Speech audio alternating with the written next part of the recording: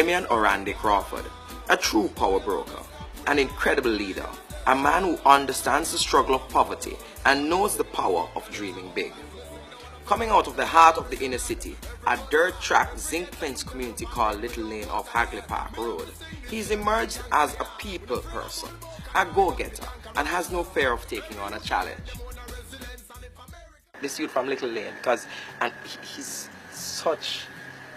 You hear people bandy about the title, from the people for the people.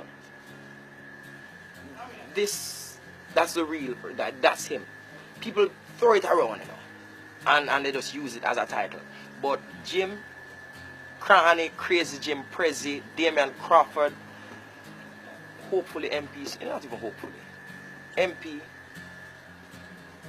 he is really of the people. I learned more about Little Lane than if I'd lived there myself. So that's him. He has been there. He has been in the situation where he had to grow up and make sacrifices. And he's shown where education can be a path out.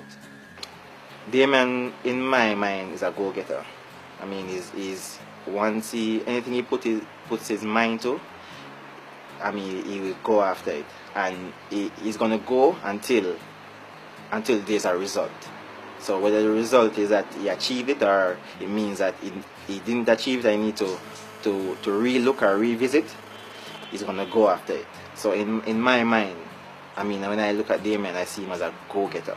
I'm open to be told that I'm wrong and to be convinced that I'm wrong. But if I am not convinced, then I have the conviction to continue pressing on, regardless of the outcome and regardless of the repercussions. I believe that bravery comes from knowledge of the repercussions. The person that goes into a risk not knowing it's a risk is not brave, he's just foolish. The person that understands the risk and still take on the challenge, he's brave. So I have strong convictions, I have strong beliefs in certain things, and neither my personal benefits or peripheral benefits will change those convictions. Crawford is known for challenging the status quo.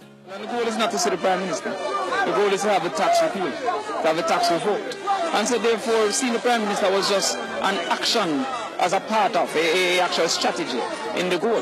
Now, if he has refused to see us, then we'll have to do sufficient things for him to want to see us. I will call Mr. Shaw today to a debate on the IMF for the public's benefit. Because I don't want him to debate Omar Davis. The people will only be laughing instead of listening to what he has to say. The people of Jamaica must now say, have the ability to say, if we want to continue with these people. I don't know if he's going to be a great politician because he's too honest sometimes. You understand? He's straightforward. He does not pull punches, and he tells it as he sees it, and even so, he's a youth that will listen. Him listen and he will analyze. He might not do it as you suggest, but he will listen to you first and then tell you what he thinks, and if he's not going to go here, why he's not going to. You understand? And if you were here during the time when he was president, you would understand the love that people on this campus had for him. Well, apart from his youthfulness and he's bright, what I like about Damion, he's very honest, and he's someone who will take on any leader and to tell you how he feels.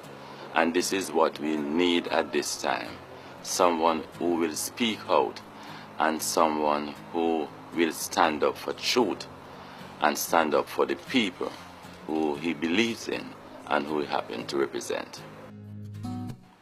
He started out slow, convinced that he would be a track star, which led to a constant internal battle with both parents. He believes that he was a great runner. Well, I used to call myself the Flash, yeah? And I used to have that written on my shoes and everything, but I could run faster. My father, he always felt that education was the utmost importance, and he didn't want any distraction at all, you know. No track team, no work. But he would not say that to Daddy, because he know he couldn't, right? So he rebelled when he said he got the 9-0. That was the time he got his 9-0. Went to several PTA meetings and grade meetings. The teachers saying that this boy, he's a leader. He has ability. Just in the early days, it was just more gallivanting and idling and not going to school sometimes. You know.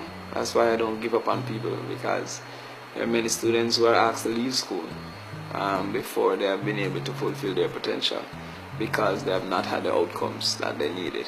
So the first 4 years were excellent as in fun years, but as in grades they weren't so marvelous. The turning point came when his father on his dying bed shared some harsh realities with him. But before the father died, he went into the room and walked through that door. He came out and he said to me, "Mommy, I know Daddy was sick, you know, but I didn't know he was so sick." And Daddy said, "Son," he didn't call him Damion, he said, "Son, come here. Sit down right here, son." And he sat there and Daddy said to him, "No, Daddy is going. Daddy won't be around to hold your hand and go and beg someone a little work for you. Plus, you have your mother and your 4 sisters on your shoulder." And he came out and he, just like that. And he went down the road. He didn't spend any long time, and he came back. But when my father was going to die, the day that he was going to die, he called me in and said, "Well, I'm the one now who have responsibility," but he also said that women will find someone to take care of them, while men would have to be able to take care of somebody. And being the only boy, I had to start fitting my life together. My father wasn't book bright, but he was very smart, knowledgeable. And yeah, so when I went to summer work, it was downtown, I got a call at about 1:30 that he died, and then that conversation just became more important. The time that we were having the conversation, it was, I need to leave, but after, you know, it became more important at that time.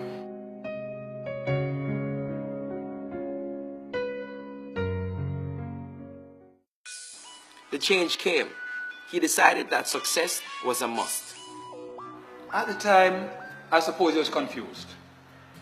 But when we started to show to him that this was fifth form, and CXC meant a passport to tertiary institution or the workaday world, that if he's going to take care of his sisters and all the women in his life, then this would give him a head start. And so it's essential that the academics was something, but the first time at last, he concentrates on. And somehow, I suppose, a combination of those factors got him thinking. September, he went to school, back to KC, and that year they said it was a dramatic recovery. 8 CXCs, 5 1s, and 3 2s. The following 2 years, 4 A-levels.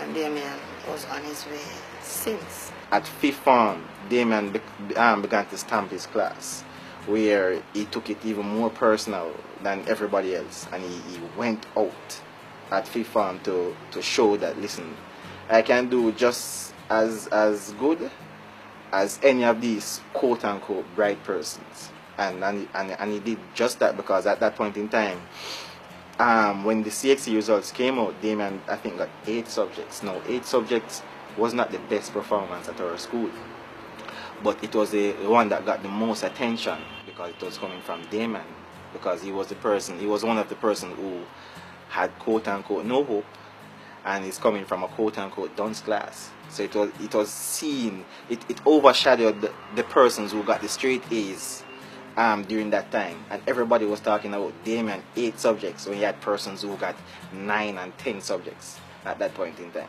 We formed a crew at school called Success Crew, 5 inner city people, Seaview Gardens, Riverton, Waterhouse, me, and one from Old Harbour. And we formed a crew called Success Crew and started performing. I remember a time when we were in sixth form, and there was this huge fraction in sixth form. There was a persons who were in the traditional bright class that went to sixth form, and there were persons who came from the not so bright class who went to sixth form, and we called ourselves the Success Crew. And we had we were making up songs. I remember I did an imitation of a bounty killer. that had the class, I mean, singing for like months about how successful we were. I mean, that to me stood out because I mean, I didn't know how he made it up or how he thought about it or anything, but all I remember, it was extremely funny to the point where even teachers was laughing at the song, how funny it was. And we said success crew is never failure. We are tracksmen and we are baller. We are cricketer and we are scholar. So go away with your dirty behavior. Talk and make you vex. Now jump in our chest, Mr. Punk. We are go pass every test. We ain't a distress. We lay it to rest. Success crew is nothing less than the best. So that was our little anthem. To come from 9 zeros to pass 8 subjects, it was a great thing at school. And all the teachers were elated. And the vice principal, who used to sit me in her office and asked me to read before I go home, till I found out that she didn't know some of the subjects. So I just told her that I read and left. It was great. It was great fun, and all my friends were excited for me.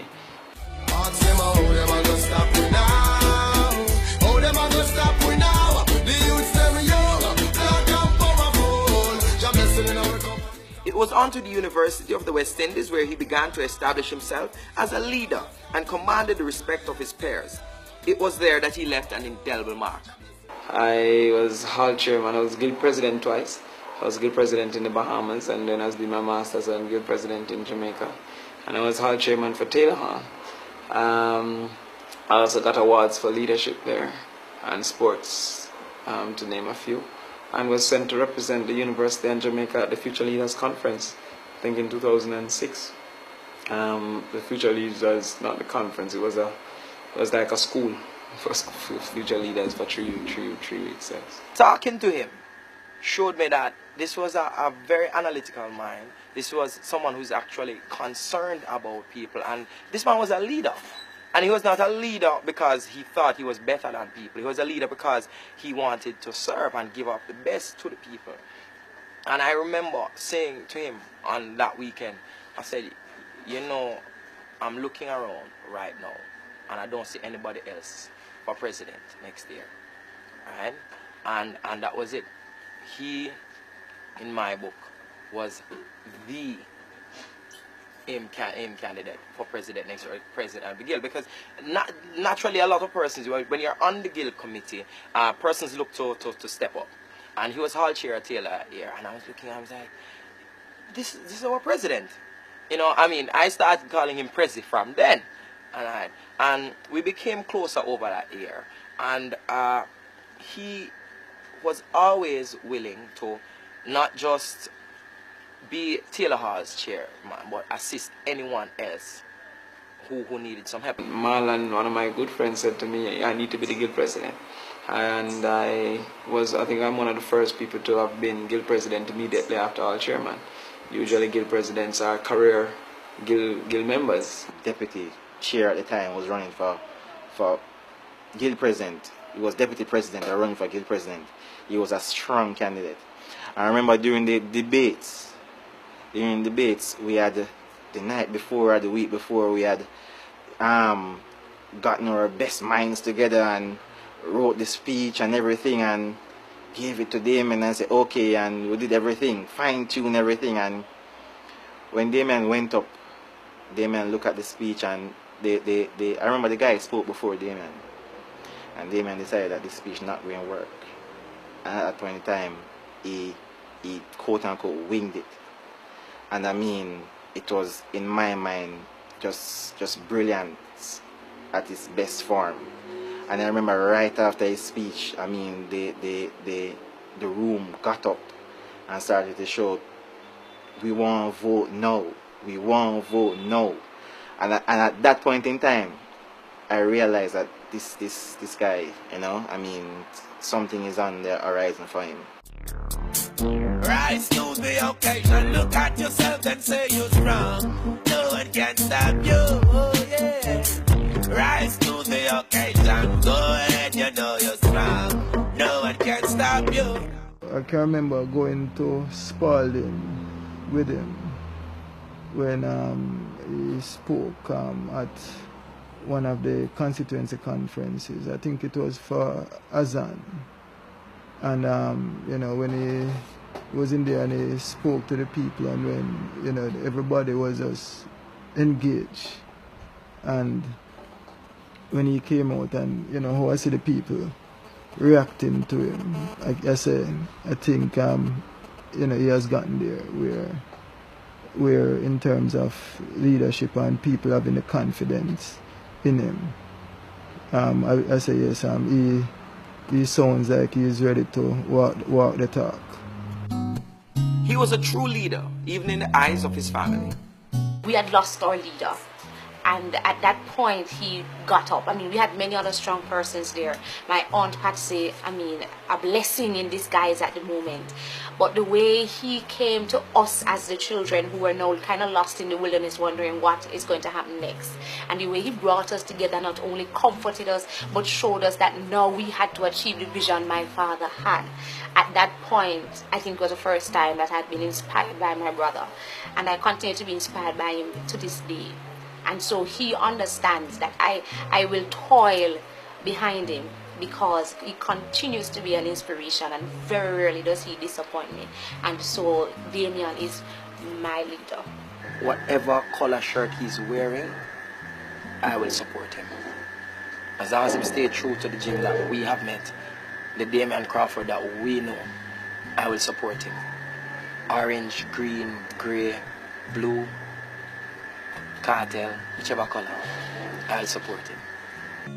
A man for all seasons, a leader for the people that came from the people. Leadership is based in part on the ability to bring positive outcomes, and that is dependent on the person that you are. Well, as you know, I'm excited about being the candidate for East Rural St. Andrew, and I am pleased with the reaction that I've been receiving so far. I understand the concern about the influence of money on the ground and the fact that persons may be using their positions in government entities to promote themselves at this particular point in time. However, I am convinced that once we reach the people and convince them sufficiently that we are here for their long-term benefit, then no 5,000, 10,000 or chop bush can actually change them in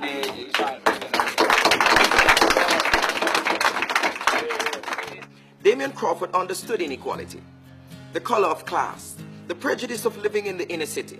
So he chose the People's National Party as his vehicle for making a difference in this country.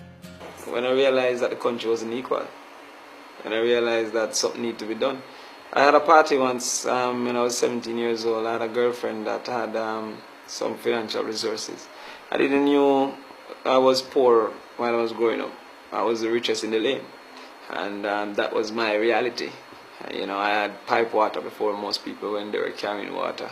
I had TV before most people. But when I went to UWI, I saw that there were many other things I didn't have. But I never grew up without food and all them things.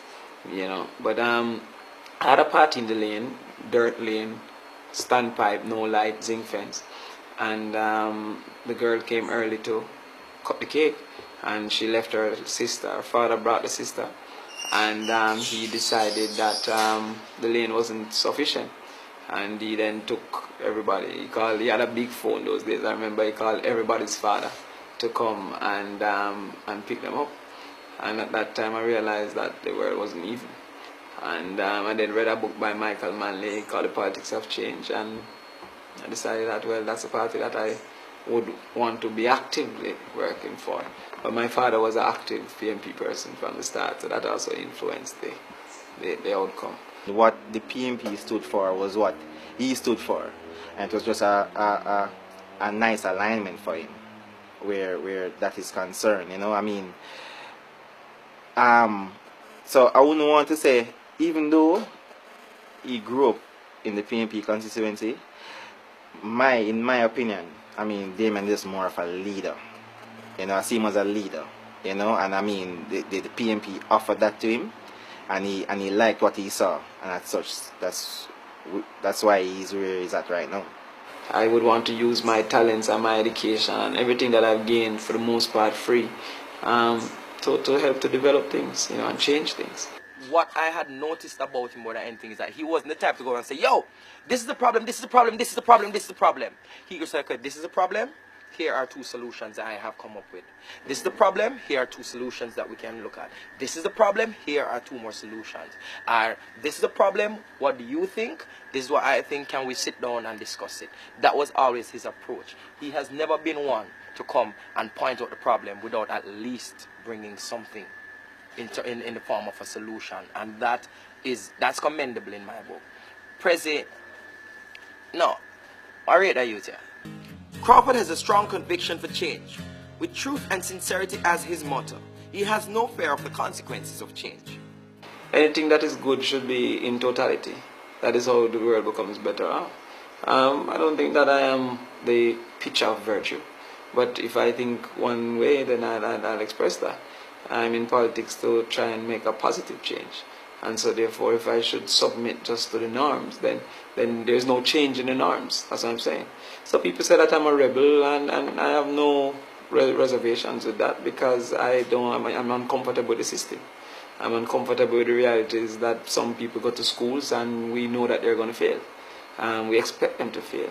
And so when the results come and they pass 2 subjects, we celebrate because we expected them to get 0 subjects. There's another school where people pass 11 subjects and nobody celebrates. I'm uncomfortable with that.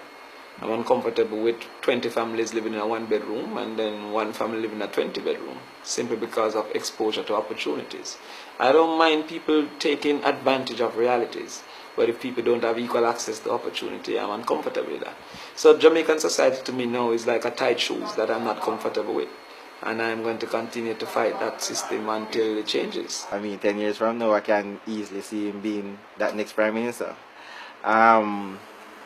But I mean, I can see him at that level. I mean, I have no doubt in my mind that he have the capacity to be that person. So if the opportunity presents itself, whether 10 years from now or even 5 years from now, I believe that he has the capacity. Now, capacity is one thing. I mean, we have other things that will cause you to be a prime minister, eh?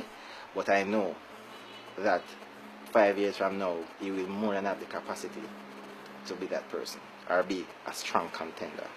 The father have friends that smoke, but they could not smoke around him. We used to have a little grapevine right there, and the father always pruning that little grapevine, and he said, I don't want no hold my child and smoking, because I wanted a prime minister, and I don't want. But it's my mistake why I'm here. So I want a prime minister to come and drive me out when I'm old and my head get white. My vision is a part of a larger framework, and so it must fit into Jamaica's vision. And that vision is to make my constituency be the model for a place to live, work, and raise family and do business. And so therefore I must now seek strategies to ensure that it fits into that. Seek strategies that improve education. Seek strategies that reduce crime and improve security realities. Seek strategies that cause for businesses to want to move into the community. That cause for people to see economic opportunities in the community. And cause for members in the community to see their own viability. When I speak to hope, I speak to hope as an acronym. I think Jamaican people naturally have internal hope, but I speak to HOPE, helping our people excel. And my vision is to use whatever talents I've been blessed with to help our people excel by inspiring them to achieve. And I think that the constituency, from my interaction with them thus far, are people who are able to be inspired and who are willing to be helped to excel. I think we have a candidate who portrays all aspects of the true candidate for the People's National Party going forward. He mixes youth, he mixes intelligence, some experience, and the drive and commitment to carry through the mandate that the People's National Party is committed to deliver.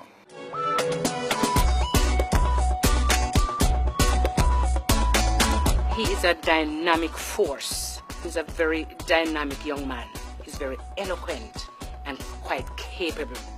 Based on his work in the PNP-YO and in the party as a whole, I've always seen him as somebody who the party could always rely on to really go out and speak to the issues that it affects the party. Development is holistic, you know. And so therefore what you're going to find is that in any constituency, in any community, you have the independent people that are of the age to work, etc. Then you have people that we call dependents, that are children and adults. And so once you can find that the working people can develop themselves economically and otherwise, then they automatically contribute to those who are less able to do so. And so if we look at the age demographic of, let's say, 18 to 60, that age demographic will have responsibility for the other demographics, 60 and above and under 18. And so what we must focus on as to empower people is to empower those that contribute to the others. Now, if I should say focus on the 61-year-old, then that empowerment will not be distributed and the multiplier effect will not be there. And so while we will be doing activities for all ages, what we believe is that the focus must be on those who have responsibility naturally through their age and their demographic realities to contribute to the others. Unemployment is alleviated through innovation and entrepreneurship. We want to be the model for that. We want to be, for example, the place that finds entertainment activity as a big business as it is across the world. We want to be the ones that encourage young people that can DJ and sing to actually take their education, to have a facility that they can actually get their first exposure through that. And so when we talk about exposure, is not just in the original sense, but in the general sense that entrepreneurship and education will be my focus, yes. As he looks ahead and thinks about his vision for the people of this beloved country, Jamaica, we couldn't help but ask what really keeps him grounded. For me, I thought he would be a pastor, because Damion was the first one that went to church, got baptized. Damion leads me to Christ. Damion is also a God-fearing person. He believes that there is a creator, and he believes that when he has a problem, he doesn't take the smoking for it, he doesn't take the liquor, he calls upon his God. She will guide me, be my guidance, greater salvation for me. She will guide me, be my guidance, no, they could never stop me. Damion Orande Crawford, educator, entrepreneur, an outspoken equal access advocate, a man of courage and determination, a man for all people.